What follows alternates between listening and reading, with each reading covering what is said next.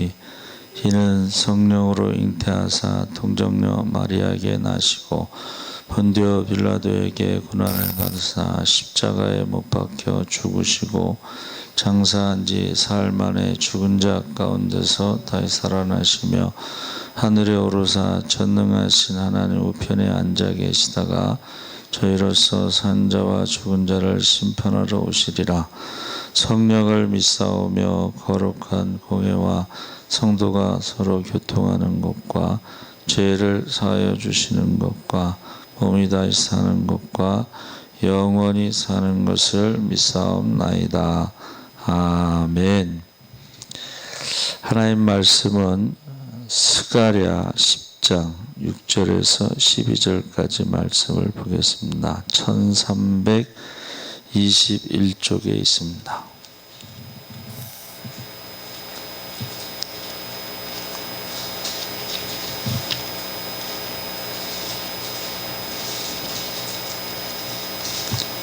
(1321쪽)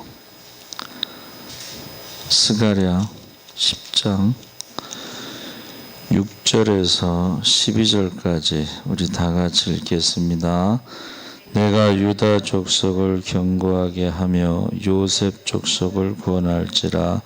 내가 그들을 긍휼히 여김으로 그들이 돌아오게 하리니 그들은 내가 내버린 일이 없었음 같이 되리라. 나는 그들의 하나님 여호와라. 내가 그들에게 들으리라. 에브라임이 용사 같아서 포도주를 마신 같이 마음이 즐거울 것이요 그들의 자손은 보고 기뻐하며 여호와로 말미암아 마음에 즐거워하리라. 내가 그들을 향하여 휘파람을 불어 그들을 모을 것은 내가 그들을 구속하였음이라. 그들이 전에 번성하였던 것 같이 번성하리라. 내가 그들을 여러 백성들 가운데 흩으려니와 그들이 먼 곳에서 나를 기억하고 그들이 살아서 그들의 자녀들과 함께 돌아올지라. 내가 그들을 애굽 땅에서 돌아오게 하며 그들을 아수르에서부터 모으며 길르앗 땅과 레바논으로 그들을 이끌어 가리니 그들이 거할 곳이 부족하리라. 내가 그들이 고난의 바다를 지나갈 때에 바다 물결을 치리니 내일의 깊은 곳이 다 마르겠고 아수르의 교만이 낮아지겠고 애굽의 규가 없어지리라. 내가 그들로 나 여호와를 의지하여 견고하게 하리니 그들이 내 이름으로 행하리라.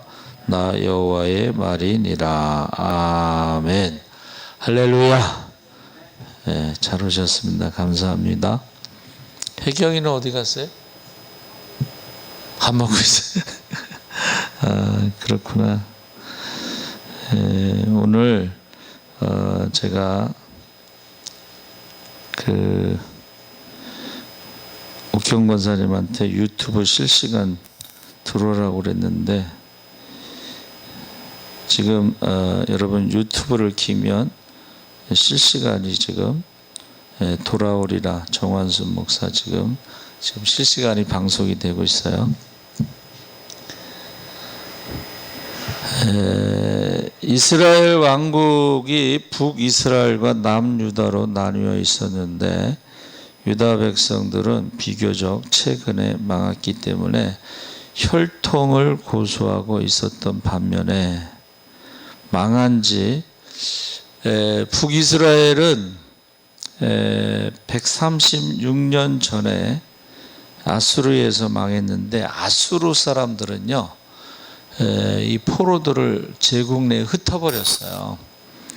그리고 이제 남유다는 그래도 이렇게 바벨론에만 이렇게 모여서 있었죠. 그래서 이제 북이스라엘 백성들이 이방인과 혈통이 섞여버린 지가 오래됐어요. 그래서 유다 백성들이 남유다 백성들이 돌아와서 성전을 재건할 때에 유다 사람들의 관심은 뭐예요? 유다 사람들의 관심은 성전 재건인데 자기들만의 어떤 성전 재건을 생각하고 있었어요. 그런데 하나님은 유다 백성들을 찾을 것이 아니라 전 세계에 흩어져 있는 이미 혼혈족이 되어버렸어요. 그러니까 북이스라엘 사람들은 이미 혼혈족이 돼서 그들을 이제 여기서 에브라임이라고 불렀는데, 에브라임은 북이스라엘을 대표하는 지파죠. 그 사람들을 찾으라고 지금 말씀하시는 거예요. 무슨 말이냐면 유다 백성들 중에도 돌아오지 않은 자들이 많이 있었죠. 왜냐하면 바벨론 70년 동안 거기에 이제 자리가 잡힌 거예요. 거기서 결혼하고 뭐 애들도 낳고 이제 자리가 잡혔어요. 그리고 다시 이스라엘 유다로 돌아온다, 예루살렘으로 돌아온다는 것은 불안한 거예요, 사실은. 나라가 없다가 이제 다시 나라가 이제 세워지는 과정이니까. 그런데 하나님께서 유다 백성들뿐만이 아니라 이미 남남이 되어버린 북이스라엘 백성들도 찾아오라고 지금 하시는 것입니다. 그래서 지금 과거의 어떤 민족 개념이나 국가 개념을 뛰어넘어 말씀을 듣고 싶어하는 모든 사람들을 만나야 한다. 이제는 그들이 너희의 가족이요 민족이다. 그래서 우리가요, 이스라엘 백성들은 선민 사상에 잡혀 있었지만 하나님은 선민 사상이 아니고 이스라엘을 왕 같은 제사장의 나라로 삼고 이방인들을 부르신다는 것을 지금 보여주고 있어요. 그래서 6절에 보니까 10장 6절에 내가 유다 족속을 견고하게 하며 요셉 족속을 구원할지라. 그러니까 여기서 요셉 족속이 누구예요? 에브라임과 이제 므낫세인데 이들은 이미 이방인과 똑같다는 거예요. 해경이 어디가? 일로 와, 일로 와, 일로 와. 2층에서 예배 드려야 돼. 이쪽으로 와. 이쪽으로. 3층에서 예배 드리면 내가 CCTV를 또 확인해야 되잖아. CCTV를 확인해야 되니까 2층에서 예배 드리세요. 자, 그래가지고 보세요. 내가 그들을 긍휼히 여김으로 그들이 돌아오게 하리니 그들은 내게 내버린 일이 없었음 같이 되리라. 나는 그들의 하나님 여호와라. 내가 그들에게 들으리라. 그래서 마치 아무 일도 없었던 것처럼. 근데 우리나라도 비슷한 역사적인 배경이 있죠. 청나라에 잡혀갔다가 돌아온 여자들, 돈을 주고서 돌아온 여자들, 아니면 탈출한 여자들을 가문의 수치로 여기고 환양녀라고 해서 가문의 수치로 여겼어요. 근데 사실은 남자들이 나라를 지키지 못해서 여자들이 잡혀간 건데, 그 유교사의 그 체면 뭐 이런 거 있잖아요, 고대 사회. 그러니까 마치 그것을 수치로 생각했어요. 근데 그 여자들의 죄가 없잖아요. 그러니까 지금 성경은 포로로 잡혀가서 이방인과 똑같이 혼혈이 됐지만, 그러나 하나님은 마치 아무 일도 없었던 것처럼 축복을 해주겠다, 그들을 부르시겠다, 그렇게 말한 거예요. 그러니까 지금 사실은 우리가 이제 예를 들면 이단에 빠진 사람들 있잖아요.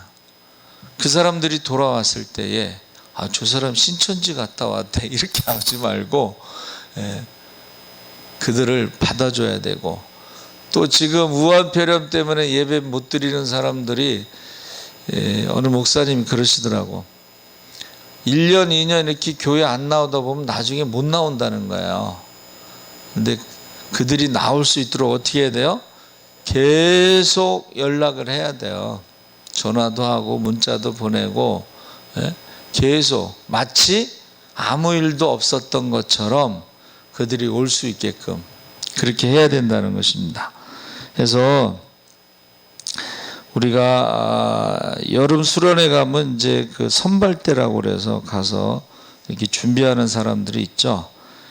마찬가지로 바벨론에서 돌아와서 성전을 짓고 있는 그때 이제 5만여 명의 유다 백성들이 지금 성전을 짓는 것은 유다 백성만을 위한 것이 아니고 앞으로 하나님의 말씀대로 순종하는, 개종하는 사람들 있잖아요. 그러니까 유대인들은 개종을 하면 유대인으로 받아들였어요. 대표적인 사람이 모압 여인 룻이에요. 그 모압 여인이지만 어머니의 하나님이 나의 하나님, 어머니의 백성이 나의 백성이라고 해서 그가 아브라함과 다윗의 자손 메시아의 족보까지 올라갔죠. 그래서 유대인들을 포로로 이제 흩었지만은 그 흩어진 사람들 때문에 하나님을 믿고 율법을 지키고 할례를 행한 사람들은 유대인이 되는 거예요. 지금 그것을 지금 말하고 있어요. 야, 너희가 성전을 짓는 것은 남유다 백성들을 위해서만 짓는 것이 아니고 이제 하나님에 대한 소식을 들은 모든 사람들 가운데 하나님께로 돌아오는 모든 사람들은 다 예루살렘 성전에 와서 예배를 드릴 수 있다. 그래서 보세요. 성전이 지어지고 이스라엘 백성들이 돌아왔을 때, 유다 백성들이 돌아왔을 때에 이방인들이 예물을 가지고 24시간 365일 찾아왔을 때에 성전 문을 닫지 못했다. 그 말씀을 지금 하고 있는 거예요. 그래서 지금 저와 여러분이 우리를 포로에서 지금 돌아와서 성전을 짓게 한 이유는 우리만 예배드리기 위해서 성전을 짓는 것이 아니라 하나님에 대해서 들은 사람들, 예레미야 선지자나 에스겔 선지자나 이런 선지자들이 어떻게 했어요? 70년 후에 우리는 돌아간다. 근데 그 예언대로 바벨론이 하루아침에 무너질 것은 상상도 못한 거예요. 그런데 그 말씀대로 된 것을 보고 많은 사람들이, 이방인들이 하나님 앞에 와서 예배를 드린 것입니다. 그래서 저와 여러분은 선발대다. 믿음의 선발대, 믿음의 선발대다. 그러면 우리가 성전을 짓는 것은 우리만을 위한 것이 아니고 하나님께 돌아오는 모든 자들을 위한 것이다. 그래서 6절에 내가 유다 족속을 견고하게 하며 요셉 족속을 구원할지라. 그래서 유다 백성들이 성전을 짓게 되는 것은 유다 왕국을 재건하시기 위해서뿐만이 아니라 이스라엘 전체, 여기서 이스라엘은 북이스라엘뿐만이 아니라 이방인을 의미하는 거예요. 이스라엘은, 북왕국은 이미 혼혈에 혼혈을 더해서 어떻게 해요? 이방인과 똑같은 상황이 됐기 때문에 여기서 이스라엘은 이방인을 말하는 것이고, 이방인을 구원하기 위해서 유다 왕국을 재건하시고 성전을 짓는 것이다. 그래서 사람이요, 언제나 자기중심적으로 생각하는 경향이 있는데 하나님의 말씀 중심으로, 하나님이 우리를 형통하게 하고 우리를 부요하게 하실 때에 나만을 위해서 그런 것이 아니다는 거예요. 나만을 위해서 그런 것이 아니라 믿지 않는 사람들을 위해서도 우리를 왕같은 제사장으로, 택하신 족속으로, 거룩한 나라로, 하나님의 소유된 백성으로 삼으신 것을 믿으시기 바랍니다. 아멘. 그래서 우리가요, 제가 어렸을 때 교회에서, 우리나라도 뭐 교회 없는 지역이 많은데 무슨 선교 헌금을 하냐. 근데 이제 형들은 선교 단체에서 훈련을 받았으니까 1,000원이라도 선교 헌금을 합시다. 사무총회 때. 근데 그게 통과가 안 됐어요. 그러니까 이 청년들이 교회를 떠나더라고. 자, 우리 가족도 전도 못했는데 무슨 선교야, 이렇게 생각할 수도 있죠. 근데 가족 전도는 가장 어렵고 가장 시간이 많이 걸려요. 예. 만약에 선교사들이 우리 가족도 아직 구원받지 못했는데 하고 우리나라에 안 왔으면 저와 여러분이 어떻게 예수 믿었겠어요. 저는 자주 말씀드리지만 미국에 있는 누나를 위해서 기도하면서, 하나님, 저는 여기서 전도할 테니까 하나님께서 전도자를 보내주세요. 근데 그 시골에 한국 목사님이 거기다 개척할 줄 누가 알았겠어요. 그렇죠? 또 안동도 마찬가지예요. 본가에 하나님 전도자를 보내주세요. 거기 매정교회가 100년이 넘었는데 30대 중반의 젊은 목사님이 저희 그 집에 골짜기까지, 그 지심골이라는 골짜기까지 전도를 온 거예요. 그리고 저희 집 밑에 포항에 울산에서 건설회사 이사하셨던 장로님이 귀농을 하셨어. 그래갖고 장로님 여기 전도 좀 해주세요. 네? 그래서 그 손자가요 매정교회 주일날 가는 거예요. 차가 와. 네? 교회 차가 와서 주일날 아침에부터 가서 하루 종일 있다가 오는 거예요. 그럼 걔가 갔다 와서 뭐 찬양도 할 거고, 네? 그렇죠? 찬송도 하고. 그래서 참 그런 일이 일어나는 거예요. 그래서 저와 여러분이 그것을 깨야 돼. 내 생각에는 우리 가족도 전도 못했는데 이렇게 생각할 수 있지만, 하나님은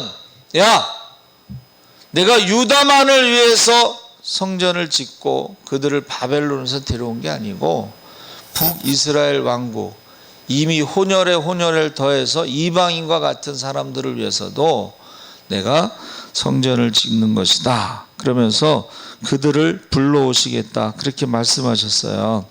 그래서 우리나라에 최초로 찾아왔던 선교사들이요, 다 그 가족들이 예수 믿고 나서 온 게 아닙니다. 그러니까 우리도 어떻게 해야 돼요?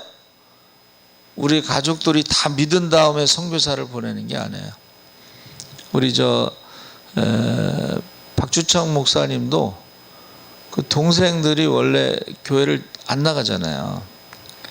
근데 참 신기한 거는 뭐냐, 우리 주희 형제가 이제 교회를 나오기 시작했어요. 어떤 음주운전 때문에 이제 재판 어떻게 하다가 이제 나온 거예요. 제가 이제 재판 받으러 갈 때도 같이 데려가고, 또 우리 집사님이 또 잘 해주셔서 구속되지 않고 뭐 하여튼간 이렇게 어떻게 하여튼간 그 음주운전을 통해서 주희 형제가 이제 교회를 나오기 시작했고, 그 딸은 지금 교회를 안 나오는데, 장로님 딸은. 그래도 오빠는 선교사로 갔잖아요. 그렇죠? 그러니까는 선교사로 갈 때 어떤 마음으로 가야 돼요? 부모를, 형제를 나보다 더 사랑하는 것은 합당하지 않다. 그리고 하나님께 맡기고 가는 거예요. 할렐루야. 하나님께 맡기고 가는 거예요. 그래서 예수님도 뭐라고 말씀하셨어요? 그 가족들이 예수님을 데리러 왔죠. 그때에, 그렇지, 그 가족들 입장에서는, 아니 여태까지 30년 동안 목수 일해가지고 동생들 뒷바라지하고 가족을 먹여 살렸는데 갑자기 메시아라고 하면서 그냥 딱 손을 놓은 거 아니에요? 그러니까 좀 당황했겠죠. 황당했겠죠. 그러니까 그 당시에는 마리아는 모르겠지만 그 형제들, 육신의 형제들이 있었잖아요. 남자 형제들, 여자 자매들. 근데 그들은 믿지 않았다는 거예요. 그리고 소문이 어떻게 났어요? 예수가 미쳤다, 예수가 귀신 들렸다, 이런 소문이 나서 데리러 온 거야 지금 가족들이.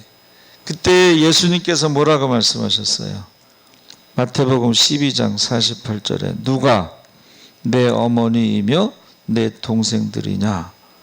누구든지 하늘에 계신 내 아버지의 뜻대로 하는 자가 내 형제요 자매요 어머니이니라.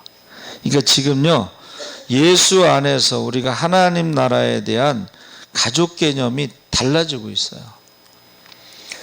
혈통의 자녀, 혈통의 형제뿐만이 아니라 예수 안에서, 우리가 그전에는 믿는 사람들끼리 서로 형제, 자매라고 불렀잖아요.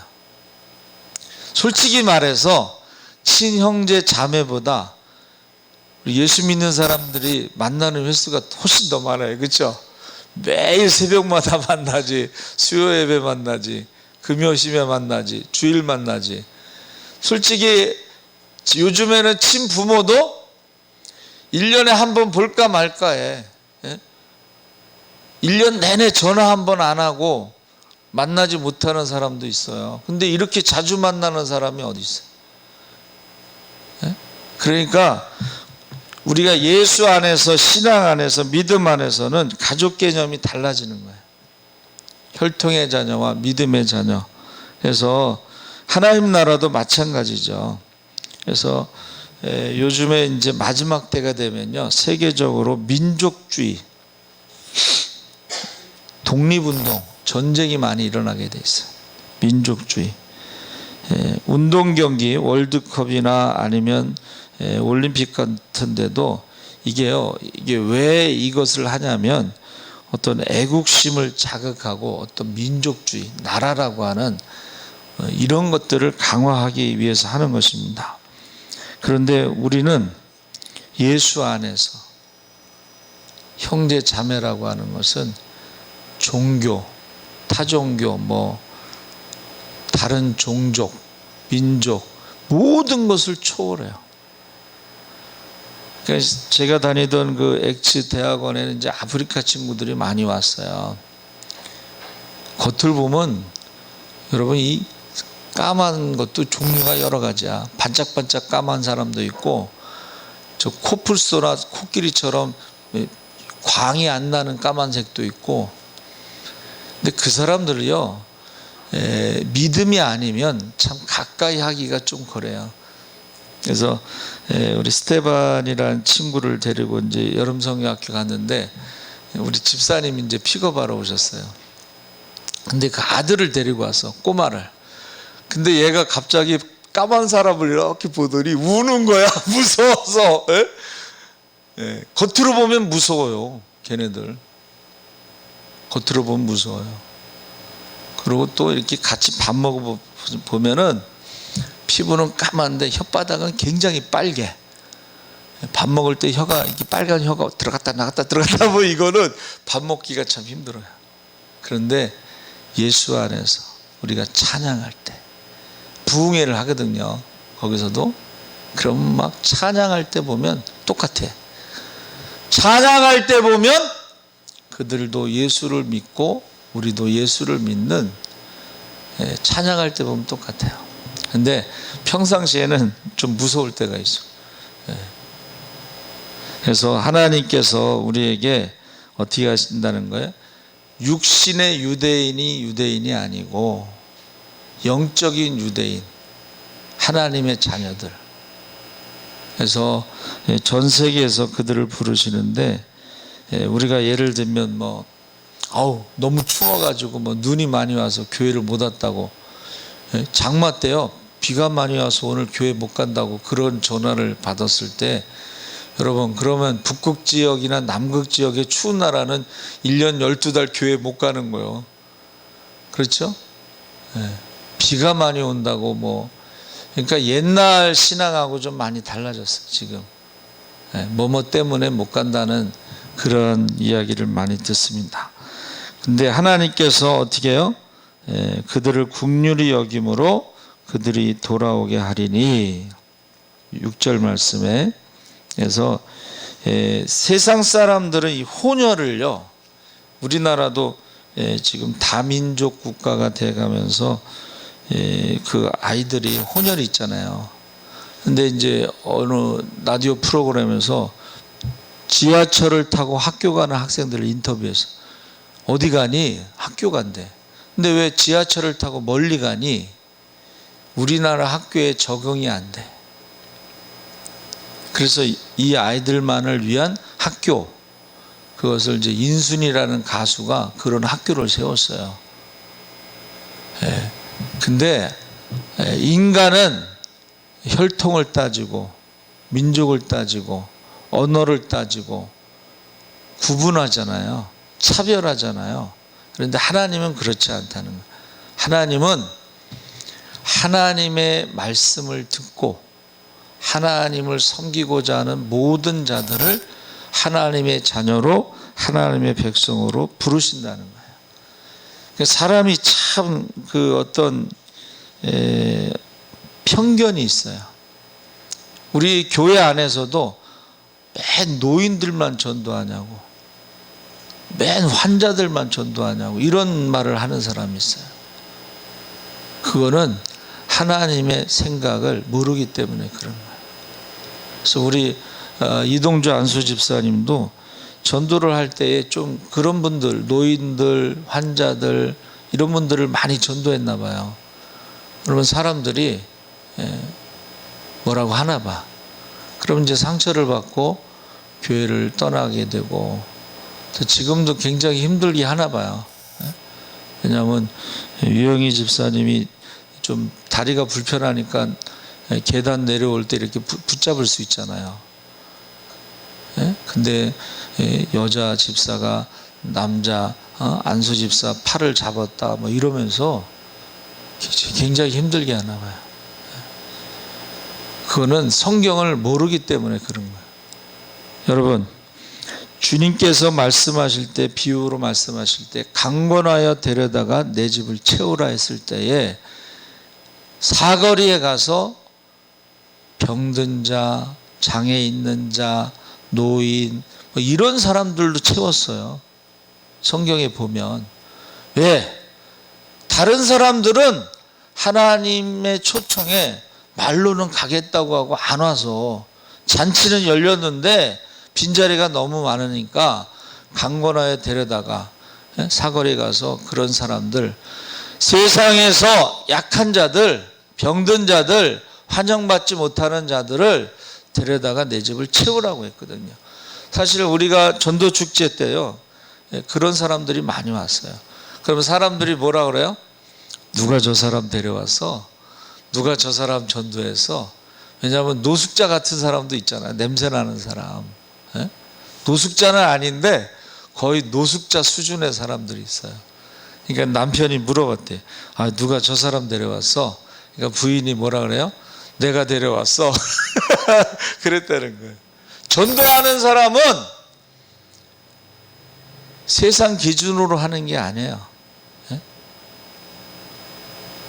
전도하는 사람은 하나님 기준으로 하는 거예요.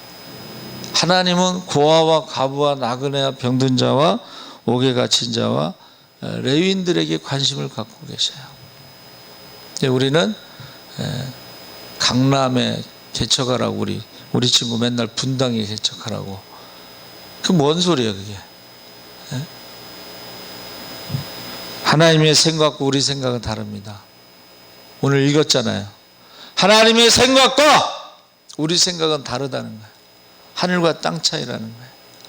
세상에서 버림받은 사람들, 소외된 사람들, 가난한 사람들, 병든 사람들.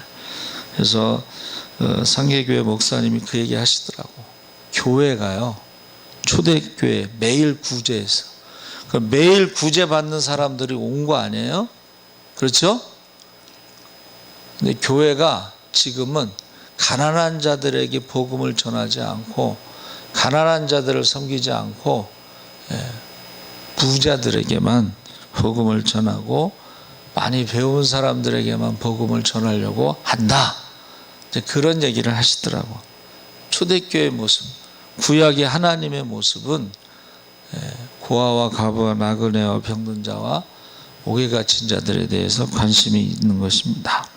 그래서 하나님은 이 흩어진 자들을 어떻게 할 것인가? 바울을 부르셨을 때에 이방인의 사역자로 부르신 거예요.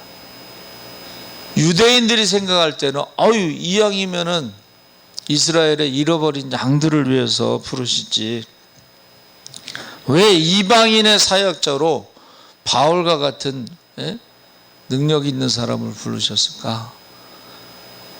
근데 하나님 보시기에는 이방인들 가운데도 하나님의 자녀가 있다는 거예요. 할렐루야. 이방인들 중에도 하나님 자녀가 있다는 거예요.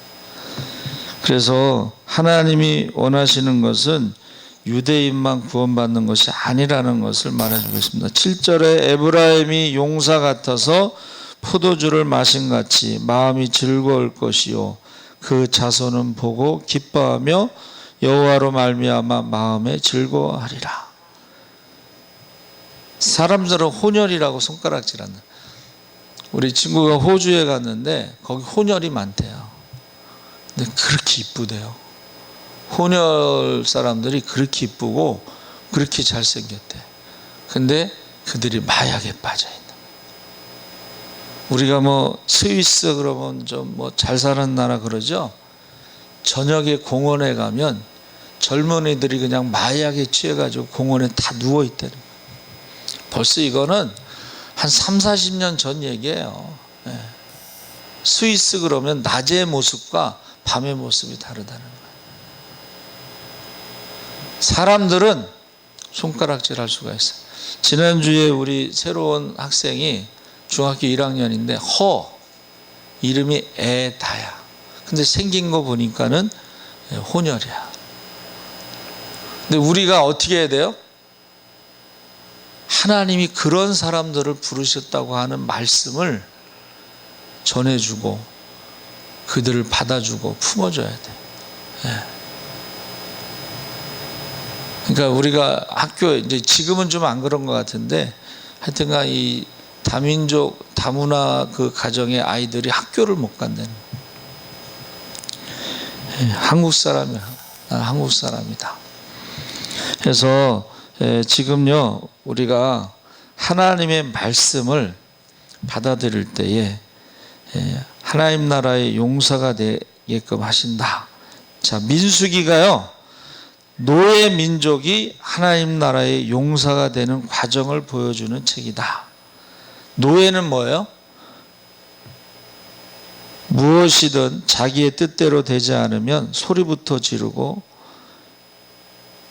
이스라엘 백성이 걸핏하면 원망과 불평했죠. 근데 이제는 처음에는 모세야 우리를 죽이려고 끌고 왔느냐, 우리를 굶겨 죽이려고, 바다에 죽이려고, 목말라 죽이려고, 고기를 못 먹어 죽게 하려고 끌고 왔느냐, 이렇게 했어요. 이게 노예의 모습인데 40년이 지나고 나서 그들이 이제 여리고성 요단강에 있을 때에 건너가자 했을 때 아무도 말을 하지 않았어요. 인간적인 생각에 말을 하지 않고 요단강을 건너가고 여리고성을 7일 동안 도는데도 아무도 불평하지 않았어요. 그리고 왜 하루에 한 바퀴만 도느냐, 왜 오른쪽으로만 도느냐, 뭐 왼쪽으로만 도느냐, 이런 말도 없어요. 그러니까 이 40년이라는 세월 동안에 어떻게 했어요?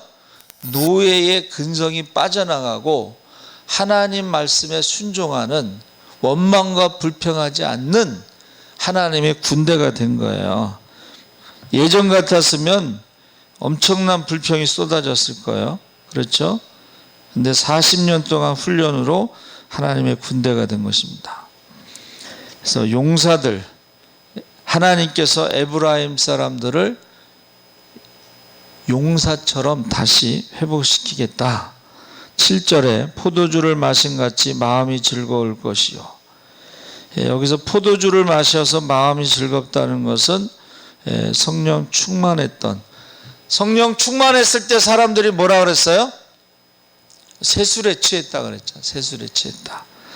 그러니까 술을 마신 것과 성령이 충만한 것은 비슷한데 성령을 받은 사람들은 이 기쁨이 충만해진 모습을 볼 수가 있습니다. 예수 믿는 사람들, 성령 충만한 사람들의 특징이 기쁨이 충만한 거예요. 근데 안 믿는 사람들도 술 먹고 막 좋아하죠. 그런데 그들의 기쁨은 술이 깨고 나면 후회하는 기쁨이야. 그러나 성령 충만한 기쁨은 후회함이 없는 기쁨입니다. 그래서 자기 중심에서 하나님 중심으로, 자기 중심에서 말씀 중심으로 그들이 변화된 것입니다. 그러니까 하나님께서 이 에브라임을 어떻게 하신다는 거예요? 이제 이방인하고 똑같이 변질됐지만 하나님이 그들을 다시 용사로 회복시키겠다, 이렇게 말씀하시는 거예요. 그래서 그들이요, 하나님이 불러 모으실 때는 전혀 다른, 이방인과 똑같이 생겼어요. 혼혈이니까.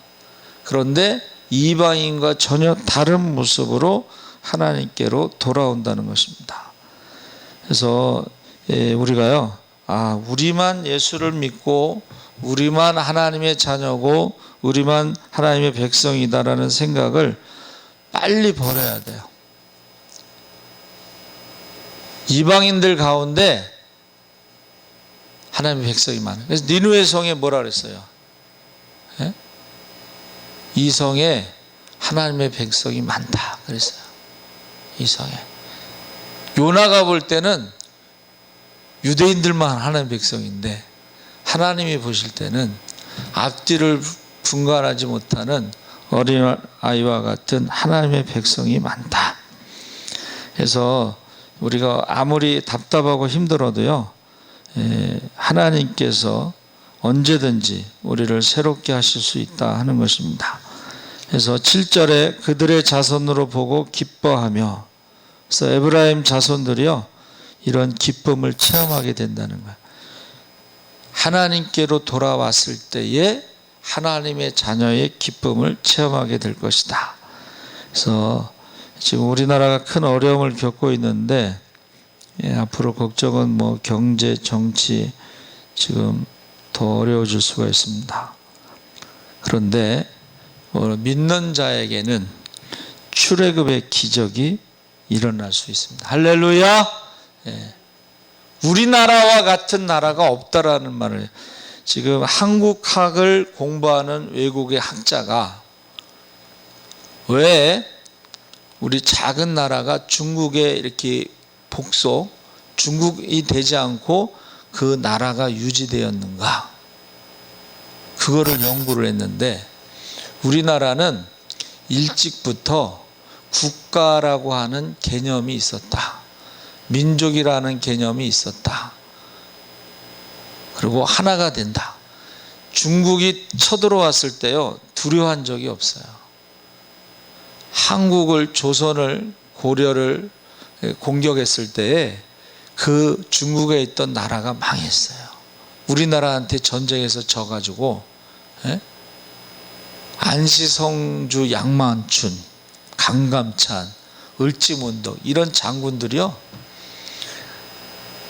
절대 그들에게 두려워하지 않았어요. 이 국가라고 하는 형태가 있었기, 그래서 한국은 중국에 복속되지 않았다. 그 한국학을 하는 외국 교수가 말한 거예요. 저와 여러분이 우리가 힘들고 어려워도 우리가 하나님의 백성입니다. 거룩한 나라입니다. 하나님의 소유된 백. 이 소유라는 말은 가장 소중한 존재라는 뜻이에요. 그러면요, 루터가 고백한 것처럼 독일에 있는 모든 집의 기와장들이 다 마귀로 변하고 마귀의 군대가 돼도 내 주는 강한 성이요, 두려워하지 않는다는 거예요. 두려워하지 않는다. 우리가요, 하나님 나라의 백성이라고 하는 소유된 백성, 가장 소중한 존재, 거룩한 나라, 그 정체성이 정확하기 때문에 한국이 중국에 복속되지 않았다는, 그러니까 많은 나라들이 한국을 두려워한다는 거예요. 그래서 사실 소련이 무너졌잖아요. 중국도 다민족 국가예요. 거기도 언제 무너져서 쪼개질지 몰라요. 근데 우리나라는 그렇지 않다는 거예요. 그래서 저와 여러분이 하나님께서 솔로몬이 성전을 지었을 때 만민의 기도하는 집이라고 한 것처럼 누구나 다 올 수가 있다.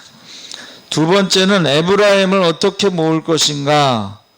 그 흩어져 있는, 이제 혼혈이 돼가지고 얼굴도 유대인인지 아닌지 모르고, 그들이 신앙이 있는지 없는지, 어디 있는지 사는지도 모를 수 있잖아요.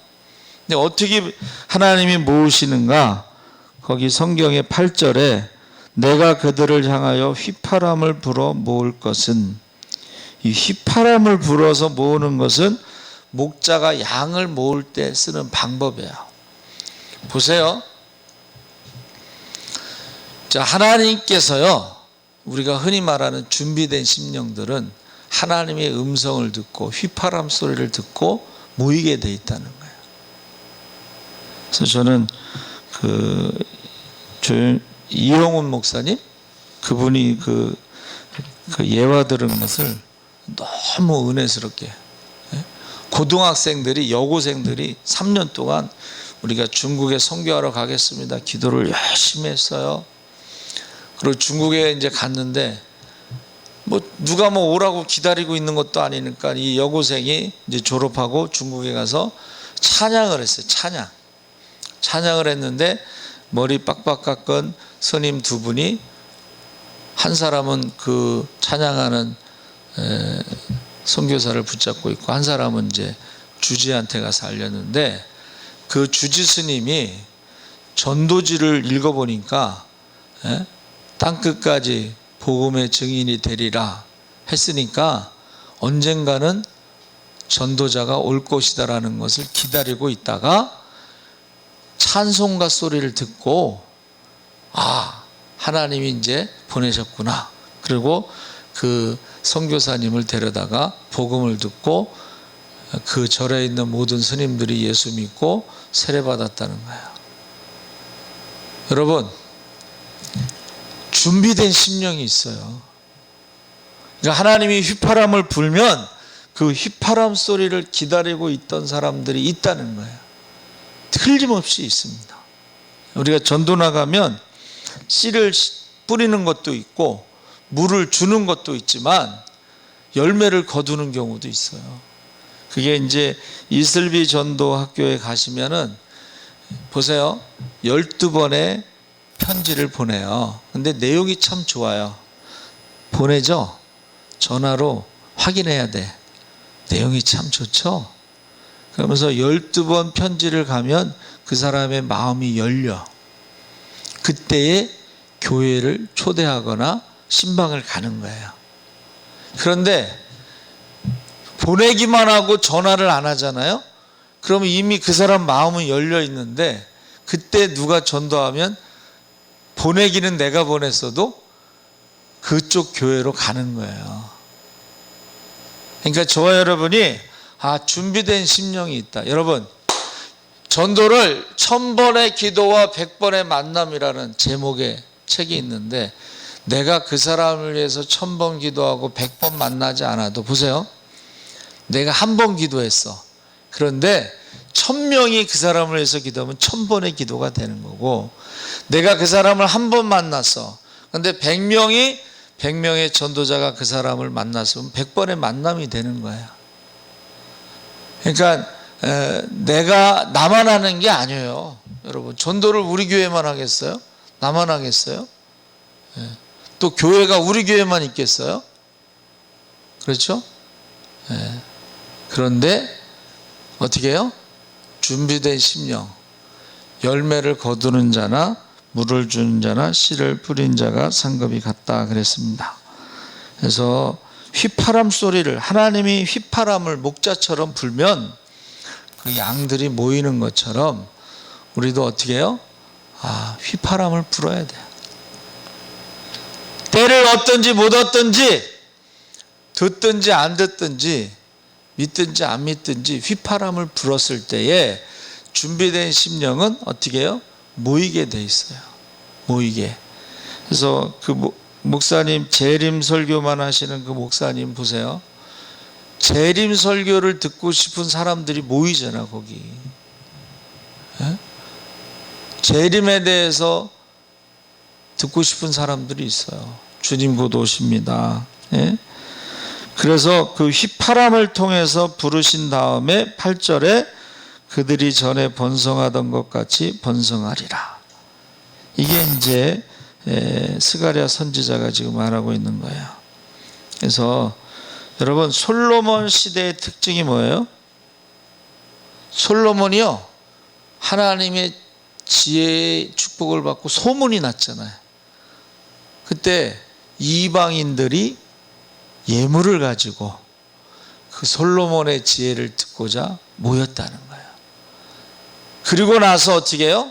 솔로몬에게 지혜를 주신 하나님을 찬양했다는 거예요. 그러니까 하나님이 우리에게 주신 것을 가지고 그게 휘파람이 되는 거예요. 그래가지고 어떻게 해요? 이방인들을 불러 모으시는 거예요.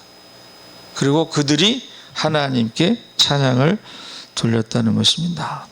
그래서 바울이요, 전도할 때에 회당 중심의 전도를 했어요. 그렇죠? 회당에 유대인들이 모이지만 그들은 복음을 믿지 않은 사람들, 듣지 못한 사람들. 근데 거기서 복음을 전할 때마다 어떻게 했어요? 다음 주에도 좀 전해달라고, 다음 주에도 좀 전해달라고. 그래서 두란노에서 바울이 계속 복음을 전한 거예요.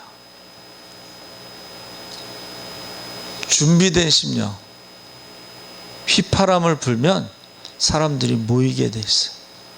그리고 그들에게 하나님의 말씀을 전하게 될 때에 그들이요, 하나님의 축복을 받게 된다. 지금 그것을 지금 말해주고 있습니다.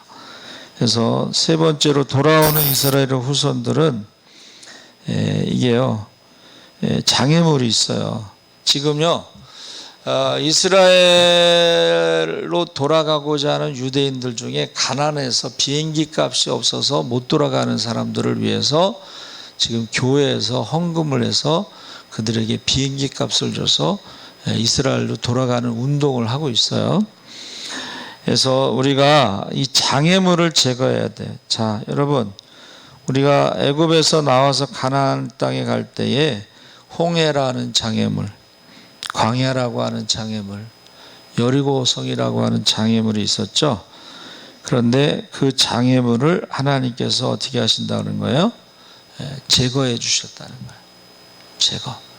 근데 우리가 육신적인 장애물은 이게 제거하기가 쉬운데, 이 심리적인 장애물, 그냥 애굽에서 종살이 할 때의 그 의식주 해결되니까 거기서 그냥 안정적인 생활하다가 갑자기 애굽을 떠나면서 광야로 들어갈 때에 이 심리적인 장애물이 더 큰 거예요.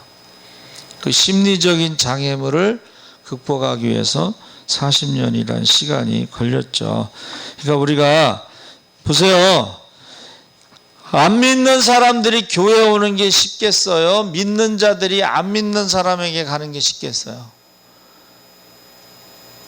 믿는 사람들이 안 믿는 사람에게 가는 게 쉽습니다. 안 믿는 사람들이 교회 오는 것보다. 그래서 어떤 목사님은 구역에서 이웃을 초청하는 거야. 커피 한잔 하러 와라. 뭐 맛있는 거 먹으러 와라. 그거는 쉬워요. 교회 오라는 것보다 우리 집에 놀러 오라는 게 쉬워요. 그렇죠? 그리고 그 가정을 위해서 뜨겁게 기도하는데, 그 아들이 장애가 있는데 막 놀러 왔어요. 이제 놀러 왔어요. 근데 막 사람들이 그 아들을 위해서 막 뜨겁게 기도하는데 이분이 감동을 받은 거예요. 어디 나가면 사람들이 자꾸 쳐다보니까 그게 참 부담스러운데, 이 사람들은 뭐 막 뜨겁게 기도하는 거예요. 그러니까 거기 감동을 받고 교회를 오게 되는 것입니다. 저희 성남고등학교, 대방동에 있는 성남고등학교에서 이제 동아리, 불교 동아리 회장이 있었어요. 근데 어느 날 보니까 목사님이 됐어. 근데 소아마비야, 소아마비. 약간 다리를 젖어. 그래서 내가 놀라서 물어봤어요.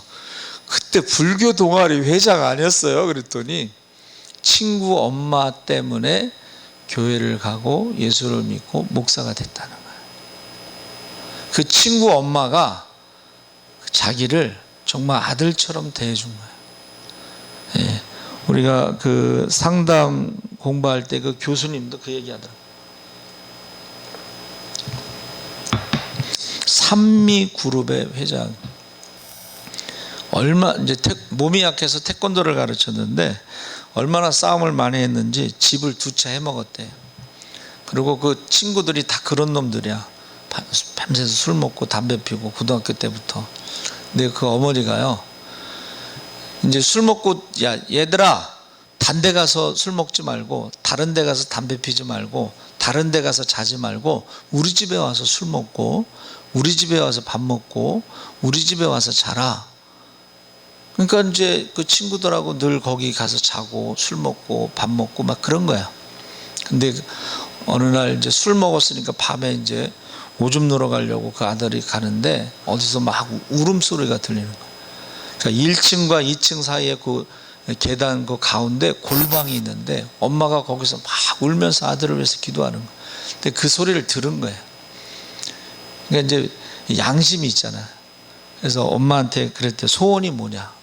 그랬더니 엄마가 대학 가는 거다. 그래가지고 그냥 고3 때 정말 하루에 한 20시간씩 공부를 해가지고 대학을 갔어요. 그리고 나서 그 문제 아들이 전부 이제 졸업했잖아요. 근데 그 중에 한 놈은 엄마한테 저기 수표 좀 바꿔달라고 하는데 그 부도 수표야. 경찰에 걸려가지고 이제 갔는데 엄마가 아니 내가 그냥 준 거라고, 나한테 거짓말한 게 아니라고, 이제 그렇게 이제 그 친구들을 품은 거예요. 그러니까 그 품었던 애들이 이제 예수를 믿기 시작하는 거예요. 그래서 자기 아들이 결혼할 때 그 자기한테 사기쳤던 그 사람이 미용실을 해가지고 돈을 많이 벌었는데 부조를 2천만 원인가 했대요. 그래서 놀래가지고 너 이게 뭐냐 그랬더니 어머니 그때 제가 사기친 돈에 그 거기에다가 곱하기 어떻게 이자 뭐 이래갖고 한 거예요. 그렇게. 야, 우리 같으면 어떻게 할 것 같아요? 야, 나쁜 친구 사귀지 마. 그럴 거 아니에요? 너 우리 집에 오지 마. 그럴 거 아니에요? 저부터도 그래 사실은. 근데 그 어머니는 야, 우리 집에 와서 밥 먹어야 돼. 경찰서에서 딱 조건이 그거야. 우리 집에 와서 밥 먹어야 돼. 우리 집에 와서 자야 돼. 그래가지고 그 아들도 예수 믿고 그 친구들도 다 예수 믿었다. 이제 그런 간증을 들었어요. 그래서 저 여러분이 뭐 그렇게까지는 못하더라도 우리가 이방인들, 혼혈인들, 고아, 과부, 나그네, 병든 자, 이런 자들에 대해서 그들을 하나님께서 부르신다는 거예요. 그들을 부르시기 위해서 우리를 보내신다는 거예요. 그래서 이 장애물이 있을 때요, 하나님께서 그것을 다 해결해 주시는 것을 알 수가 있습니다. 그래서 며칠 전에 그 말씀 중에 하나님, 예수님이요. 자, 예수님이 제자를 부르실 때에 뭐라고 했어요? 모든 것을 버리고.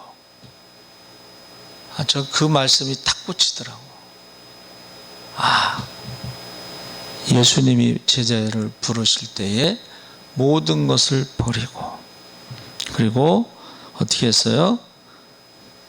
주님이 말씀하신 대로 12절에 내가 그들에게 나 여호와를 의지하여 경고하게 하리니 그들이 내 이름으로 행하리라. 나 여호와의 말이니라.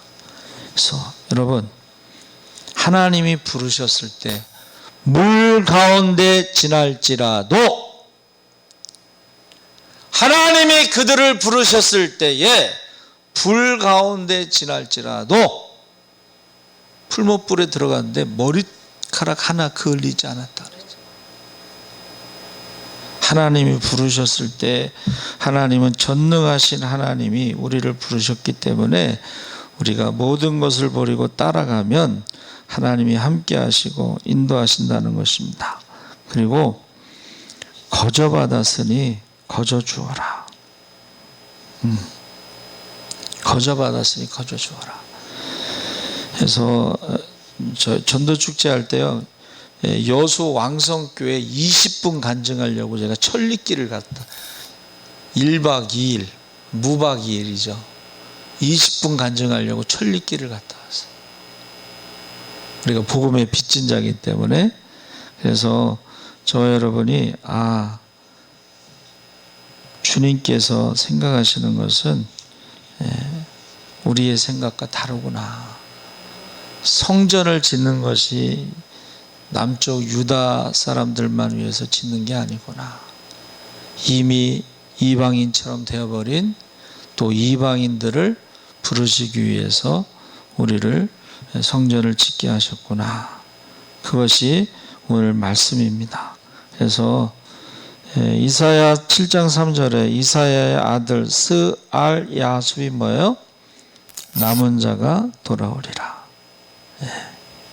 저 여러분이 하나님의 생각을 정확하게 알아야 돼요. 나만 구원받고 축복하시려고 그게 아니고, 나는 복의 근원으로 24시간 365일 기적과 축복이 흘러가고 모든 사람을 얻고자 모든 사람의 종이 되는 저와 여러분 되시기를 주의 이름으로 축원합니다. 아멘. 살아계신 하나님 아버지 감사합니다.